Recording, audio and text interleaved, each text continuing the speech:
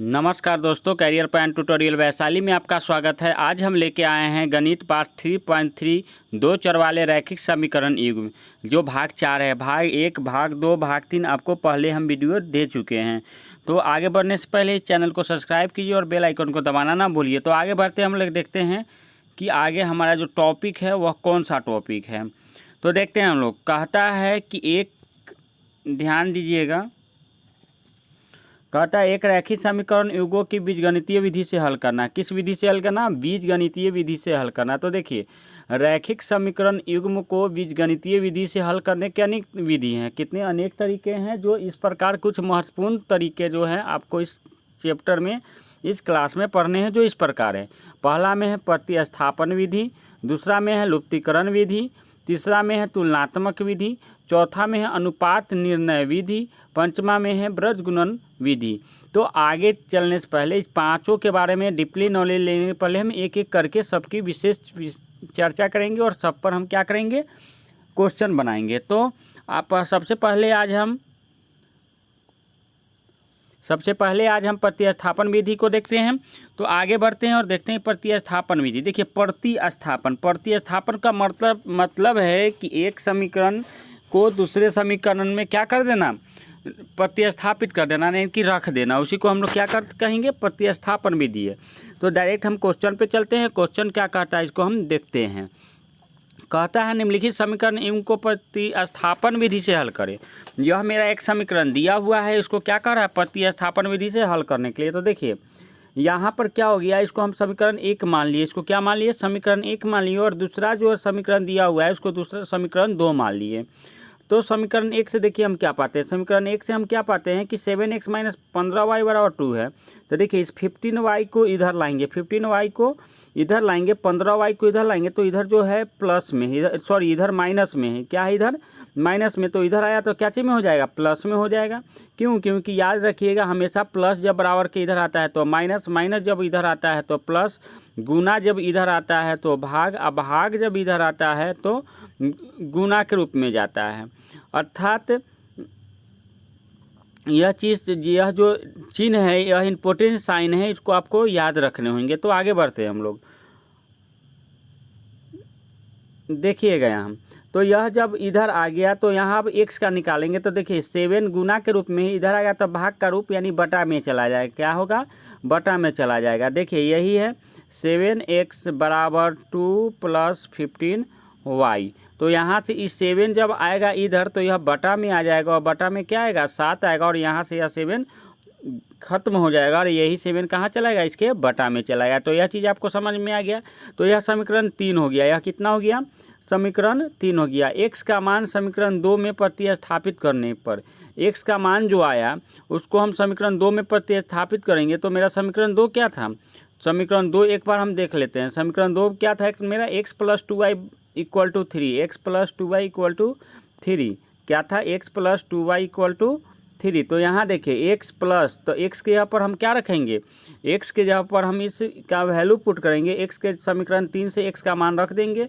x के यहाँ पर है 2 + 15y / 7, 2 + 15y / 7 जोड़ 2y + 3।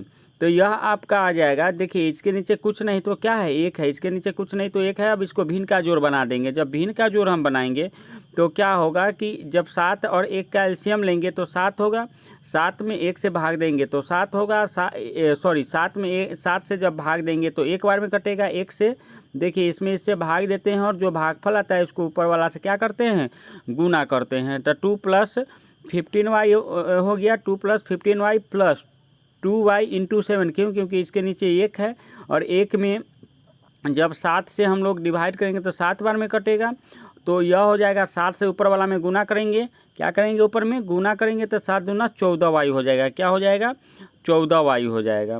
तो यही हो गया मेरा। देखिए 2 + 15y + 14y = 21। अब 21 यह कहाँ से आया, तो एक चीज़ हमेशा याद रखिए कि इसके नीचे कुछ नहीं तो 1 है। जब बराबर के इधर तो इसको क्रॉस मल्टीप्लिकेशन कहते हैं। क्या करते हैं, तिरछी गुना करते हैं।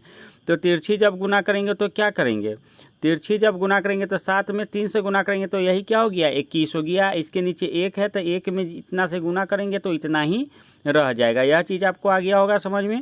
तो मेरा आ गया 2 + 29y बराबर 21। तो 29y बराबर 21 - 2 बराबर क्या हो जाएगा, 19 हो गया। बराबर क्या हो जाएगा, 19 हो गया। तो या y बराबर, देखिए यहाँ एक लाइन और आपको बढ़ाना पड़ेगा। एक लाइन क्या लिखना पड़ेगा, 29y इक्वल टू क्या हो जाएगा, 29y इक्वल टू 19 हो जाएगा। 29y इक्वल टू 21 में से 2 गया तो 9। यह आपको एक लाइन और इसमें बढ़ा दीजिएगा, इसके बाद यानी कि यहाँ पे लिख दीजिएगा इसको। आ गया समझ में। तो यहीं से y का मान क्या आता है, 29 गुना के रूप में है। इधर आएगा तो क्या चीज़ के रूप में हो जाएगा, बटा के रूप में हो जाएगा। तो यहाँ y का मान रख दिए। अब जो y का मान आया है इसको समीकरण 3 में रखेंगे। y का मान को किस में रखेंगे, समीकरण 3 में। तो समीकरण 3 मेरा क्या था, एक बार देख लेते हैं। समीकरण 3 था 2 + 15y/7 यानी 2 + 15y बटा में 7। 2 + 15y बटा में 7। तो यहाँ देखिएगा 2 + 15y, y के यहाँ पर क्या रखेंगे, 19 बटा में 29। 19 बटा में क्या रखेंगे, 29। इसी को हम अब सॉल्व करेंगे। तो सॉल्व जो है वह अगले पेज में है, तो अगले पेज में हम लोग चलते हैं, देखते हैं। देखिए यहाँ पे x बराबर क्या हो जाएगा बुआ, तो x बराबर हो जाएगा 2 प्लस, इसको क्या किया, मल्टीपल कर दिए। तो मल्टीपल करने से इतना गया 285 आ गया। 285 में इसको जोड़ दिए, तो इसको सॉल्व किए तो हमको क्या गया, 49 बटा में 29 आ गया। क्या आ गया, 49 बटा में क्या आ गया, 29 आ गया। तो यह चीज़ आपको समझ में आ गया होगा।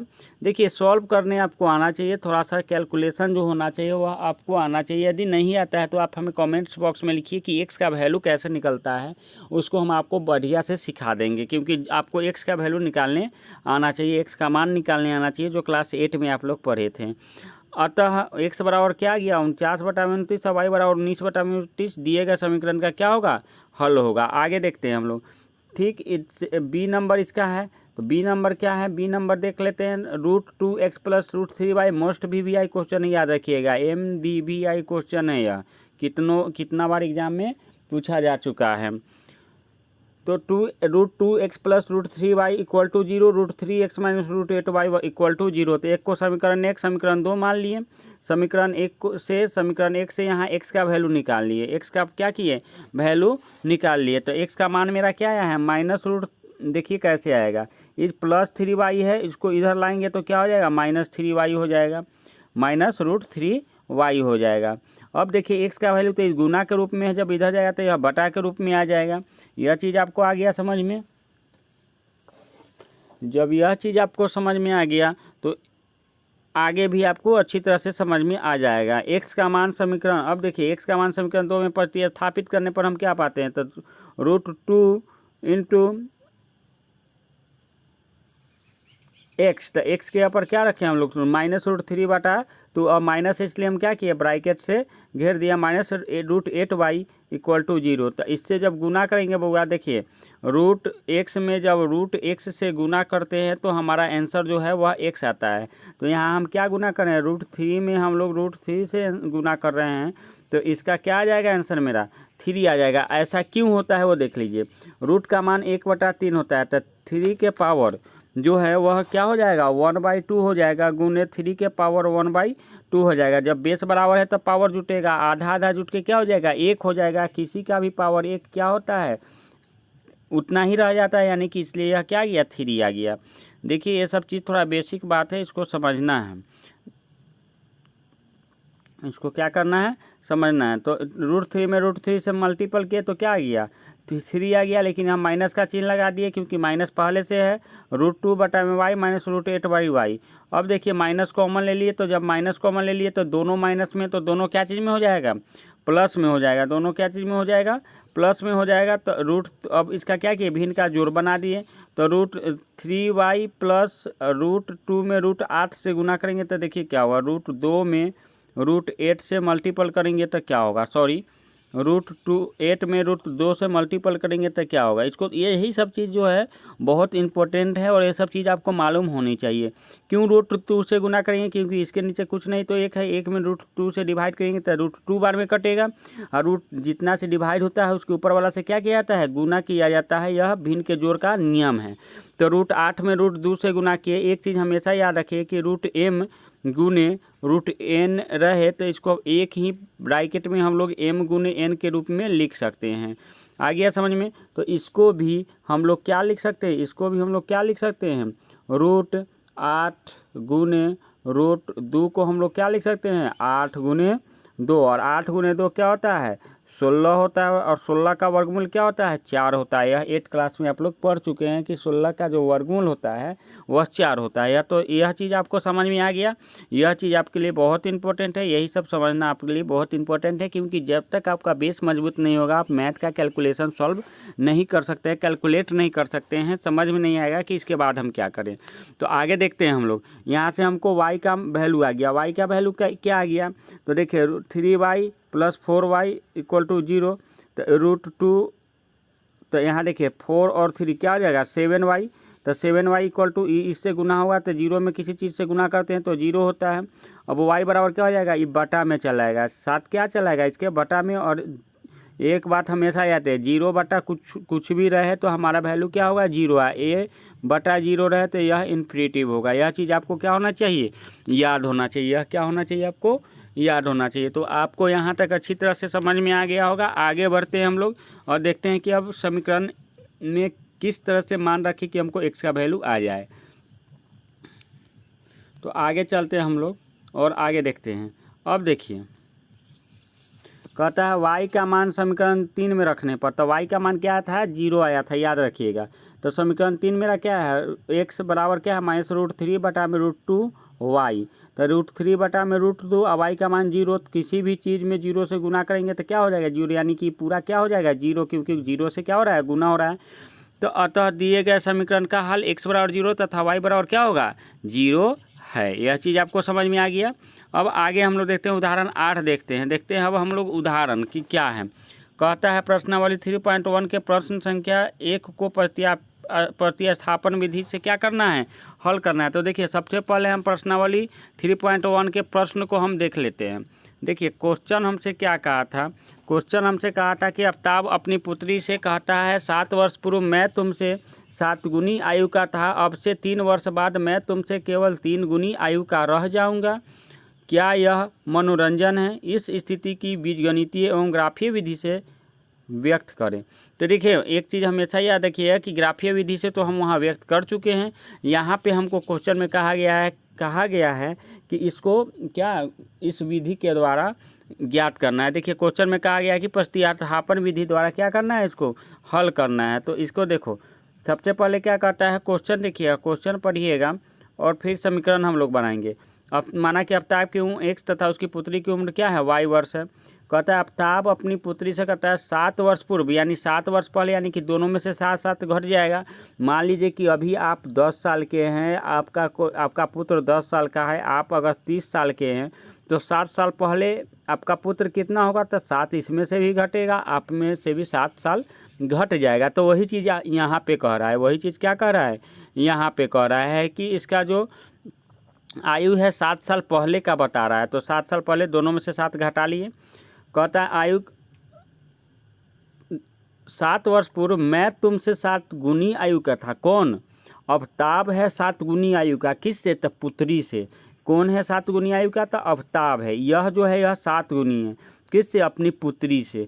तो इक्वल करने के लिए इसमें हमको क्या करना पड़ेगा, 7 से गुना करना पड़ेगा। क्यों, क्योंकि x - 7 यह जो है आफ्ताब का है उम्र, y - 7 यह उसकी पुत्री का आयु है। तो यह 7 गुनी पहले से है, तो हमको बराबर करने के लिए तो 7 से इसमें गुना करना पड़ेगा। क्यों, क्योंकि यह नियम होता है कि जिस ओर, मान लीजिए कि यह 2 तराजू है, मान लेते हैं सपोज डैट, यहाँ देखिएगा ध्यान से, यह 2 तराजू है, ठीक, यह अगर 2 तराजू है ना, तो 2 तराजू है कि मान लो कि इसमें अगर 5 केजी ज़्यादा है, तो 5 केजी ज़्यादा है तो या तो इसमें से 5 केजी निकाल लीजिए और नहीं तो इसमें 5 केजी डाल दीजिए। तो वही चीज़ है कि यहाँ पे अगर यह 7 साल 7 गुना है, या तो इससे 7 से डिवाइड कर दीजिए या इसमें से 7 से क्या कीजिए, गुना कर दीजिए। यह चीज़ आपको आ गया समझ में। आगे देखते हैं हम लोग। तो जब 7 से हम लोग गुना कर दिए, देखिए इसमें डिवाइड भी कर सकते थे।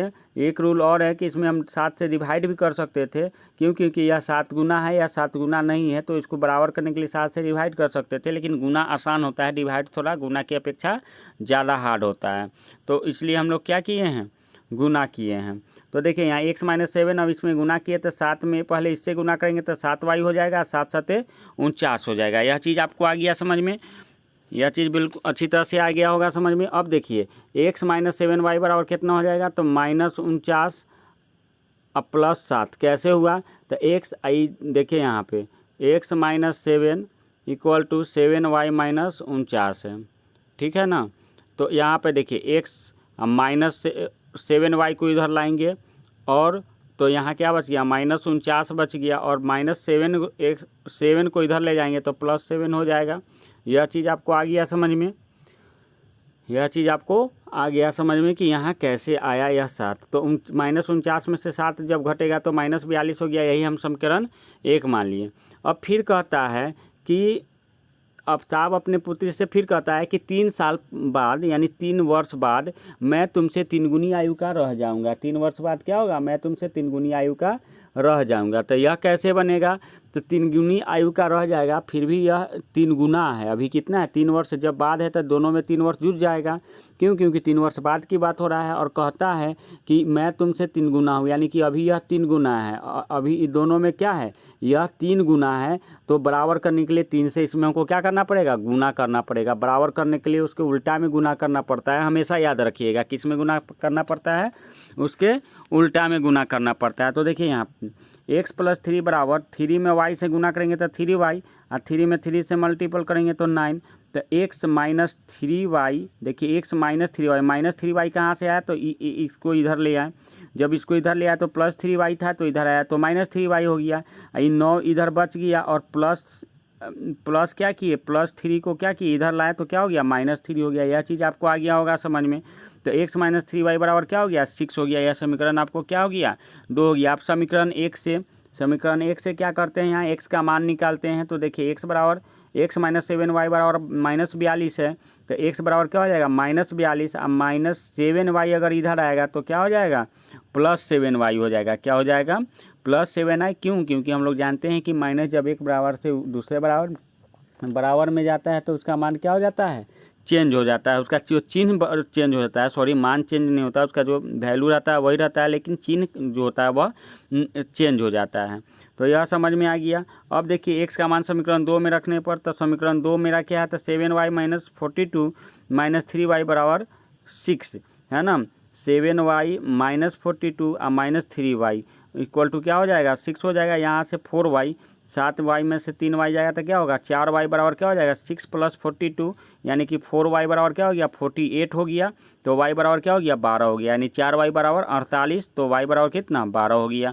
तो हमसे यहाँ x y का मान आ गया। वो y का मान समीकरण 3 में डालेंगे तो क्या होगा, तो देखिए y का मान 12 डालेंगे इसमें, तो 12 सते 84। देखिए यही हम आपको बता दे रहे हैं, x बराबर -42 प्लस 7 गुने क्या डालेंगे, y बराबर 12, तो 7 गुने 12 है। देखिएगा इधर स्पेस नहीं था, 7 × 12 यानी 7 गुने 12।